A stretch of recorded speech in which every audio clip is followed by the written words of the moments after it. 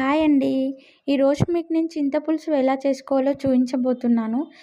దీనికి ఎక్కువ టైం కూడా పట్టదండి. 5 నిమిషాల్లో రెడీ చేసేసుకోవచ్చు. తొందరగా అయిపోతుంది. అలానే టేస్ట్ కూడా చాలా బావుంటుందండి. దీనికోసం మనం కావాల్సిన ఇంగ్రీడియెంట్స్ ఏంటో చూసేద్దామా మరి?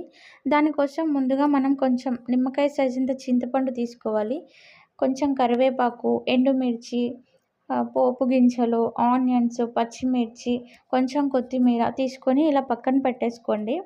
పక్కన పెట్టుకున్న తర్వాత చింతపండు ఒకసారి వాష్ చేసుకొని నానబెట్టుకోవాలండి.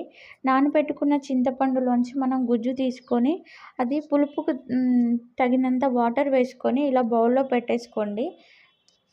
ఇలా బౌల్‌లో పక్కన పెట్టుకున్న తర్వాత కొన్ని ఆనియన్స్ ముక్కలు, అలాగే పచ్చిమిర్చి, కొంచెం సాల్ట్ వీడియోలో చూపిస్తున్న విధంగా ఈ పులుసులో కలిపేసుకోవాలండి మొత్తాన్ని. ఇలా కలుపుకొని ఇది మొత్తాన్ని పక్కన పెట్టేసుకోండి. తర్వాత గ్యాస్ పైన ఒక ప్యాన్ పెట్టుకొని అందులో 2 టేబుల్ స్పూన్స్ ఆయిల్ వేసుకోవాలి. ఇలా ఆయిల్ హీట్ అయిన తర్వాత అందులో కొన్ని పోపు గింజలు, ఎండుమిర్చి, కరివేపాకు వేసుకొని ఫ్రై చేసుకోవాలి. అదేవిధంగా అందులో మనం ముందు ఏవైతే కట్ చేసుకొని పెట్టుకున్న ఆనియన్స్ ఉన్నాయి కదండీ!